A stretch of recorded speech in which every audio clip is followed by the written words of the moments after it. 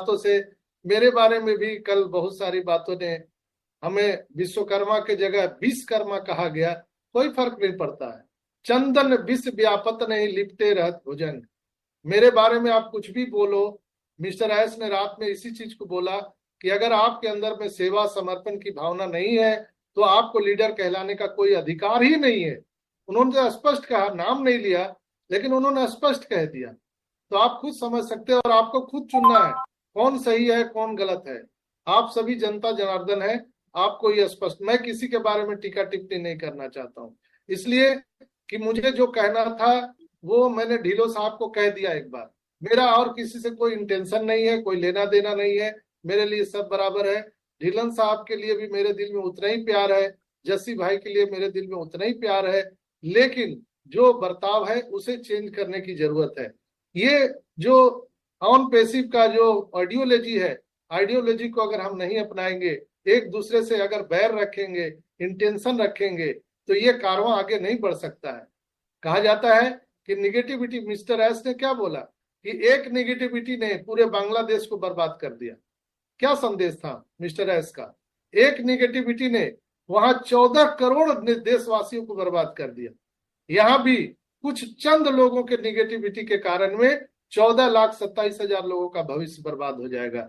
इसलिए आप लोगों से मेरा विनम्र निवेदन है, और सभी लोगों से, जो मेरे दुश्मन है, जो मेरे दोस्त है, आप सबसे निवेदन है, कम से कम 14,27,000 लोगों के भविष्य का ख्याल रखो मेरे भाई।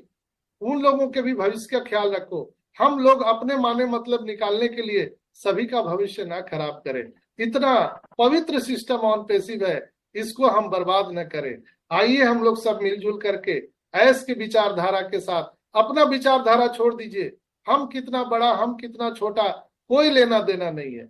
हम ऐस को बड़ा बनाएंगे, हम कंपनी को बड़ा बनाएंगे, हम ऑन पैसिव के विचारधारा को बड़ा बनाएंगे। इस उद्देश्य के साथ यहाँ पर चलना है। आइए हम लोग सब गिला शिकवा मिटा दे और आगे बढ़े। बहुत बहुत धन्यवाद। Over to you Suman sister. Thank you Sanjay sir, बहुत बहुत धन्यवाद आपका, आपकी बातों के लिए। नेक्स्ट हम मनोज कुमार जी का हैंड रेज है। मनोज जी आइए, मंच पर आपका स्वागत है। वेलकम मनोज भाई। Thank you so much Suman ma'am, thank you so much. आपके लिए बहुत बहुत धन्यवाद, शुक्रिया, आपने मुझे वैल्यूबल समय दिया। और सर्वप्रथम मैं उस अदृश्य परमपिता परमेश्वर को साष्टांग प्रणाम करते हुए मंच पर उपस्थित समस्त ग्रेट लीडरों का सम्मान करता हूं, सभी को ग्रेट सल्यूट्स करता हूं। और अभी सुन पा रहा था, और इस जो भी शेयरिंग हो रही थी, ये कहीं ना कहीं क्या बोलूं कि कहीं ना कहीं जो भी है वो ये सब चीजें मायने नहीं रखती हैं लाइफ में। क्योंकि जिनके अंदर दृढ़ संकल्प होता है, दृढ़ विश्वास होता है, सेल्फ कॉन्फिडेंस होता है, वो ना किसी से डरते हैं, ना किसी के सामने झुकते हैं। उन्हें पता है कि अपने खुद की वैल्यू उनको मालूम होती है। ये बताइए, कोहिनूर हीरा जो होता है उसे किसी से क्या फर्क पड़ता है? वो चाहे कीचड़ में हो, या किसी शोकेस में रखा हो, या किसी म्यूजियम में रखा हो, वो अपनी पहचान नहीं खो सकता, क्योंकि वो कोहिनूर है ना। तो इसी तरह है, हमें हमारा व्यक्तित्व होता है, हमारी पर्सनालिटीज होती है। तो हमें अपने व्यक्तित्व, हमें मालूम है ना कि हम क्या हैं। हमें इन सब चीजों पे फोकस नहीं करना चाहिए। हमारा वर्क क्या है उस पे फोकस करना चाहिए। हमें आगे क्या करना है फ्यूचर में, उस पे फोकस होना चाहिए।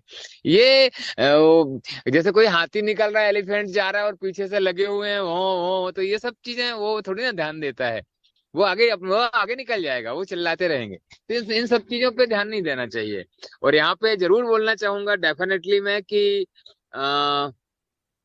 मनोबल ऊंचा उठा के रखिए। कहा जाता है मन के हारे हार है, मन के जीते जीत। यह साधारण सी लोकोक्ति एक असाधारण सत्य को प्रकट करती है, और वह है मनुष्य के मनोबल की महिमा।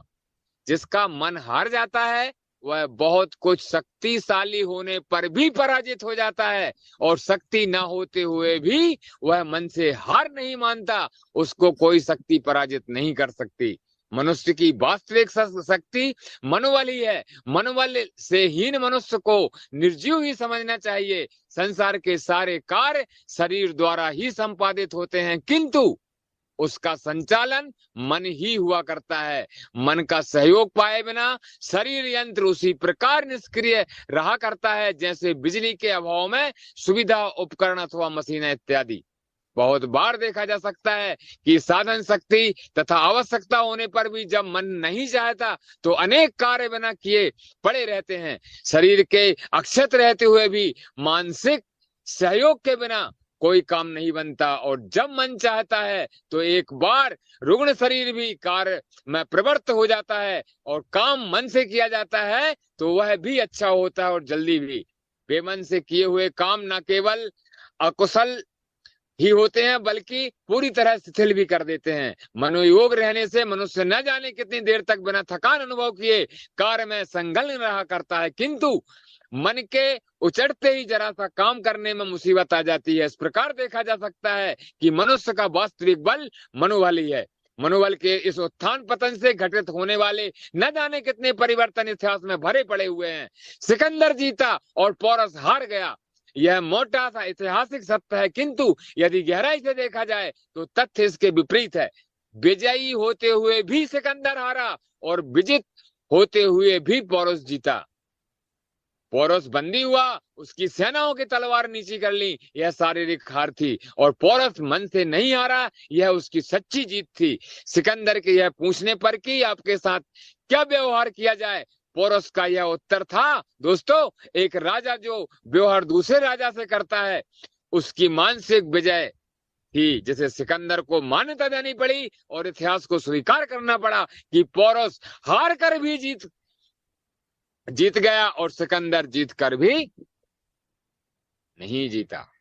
दोस्तों, इसलिए अपना मनोबल, सेल्फ कॉन्फिडेंस, अपने आप को समझिए कि हम क्या हैं। कहते हैं बिल्कुल सत्य परास्त नहीं हो सकता। सत्य परेशान जरूर हो सकता है, लेकिन परास्त ना कभी हुआ है, ना कभी हो सकता है, और ना ही किसी में इतनी क्षमता है जो सत्य को कोई डिगा दे। So thank you so much मुझे वक्त देने के लिए। Thank you so much Suman ma'am and हमारे रिस्पेक्टेड ऑल ग्रेट लीडर्स का मैं ससम्मान करते हुए सभी को ग्रेट सल्यूट करता हूँ। जय अनपढ़, जय Bharat. Thank you so much all of you. Thank you.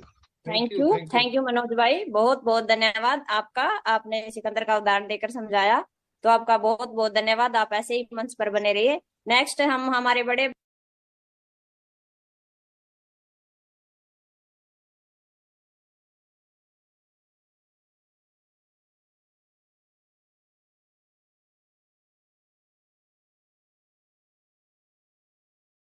पतन से घटित होने वाले न जाने कितने परिवर्तन इतिहास में भरे पड़े हुए हैं।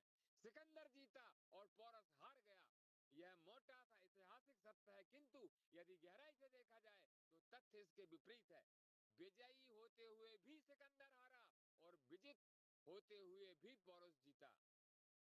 पोरस बंदी हुआ, उसकी सेनाओं की तलवार नीची कर ली, यह शारीरिक हार थी, और पोरस मन से नहीं हारा, यह उसकी सच्ची जीत थी। सिकंदर के यह पूछने पर कि आपके साथ क्या व्यवहार किया जाए, पोरस का यह उत्तर था, दोस्तों, एक राजा जो व्यवहार दूसरे राजा से करता है उसकी मानसिक विजय थी, जिसे सिकंदर को मान्यता देनी पड़ी और इतिहास को स्वीकार करना पड़ा कि पोरस हार कर भी जीत गया और सिकंदर जीत कर भी नहीं जीता। दोस्तों, इसलिए अपना मनोबल, सेल्फ कॉन्फिडेंस, अपने आप को समझिए कि हम क्या हैं। कहते हैं बिल्कुल सत्य परास्त नहीं हो सकता। सत्य परेशान जरूर हो सकता है, लेकिन परास्त ना कभी हुआ है, ना कभी हो सकता है, और ना ही किसी में इतनी क्षमता है जो सत्य को कोई डिगा दे। So thank you so much मुझे वक्त देने के लिए। Thank you so much Suman ma'am and हमारे रिस्पेक्टेड ऑल ग्रेट लीडर्स का मैं ससम्मान करते हुए सभी को ग्रेट सल्यूट करता हूँ। जय अनपढ़, जय Bharat. Thank you so much all of you. Thank you Manoj भाई, बहुत बहुत धन्यवाद आपका। आपने सिकंदर का उदाहरण देकर समझाया, तो आपका बहुत बहुत धन्यवाद। आप ऐसे ही मंच पर बने रहिए। नेक्स्ट हम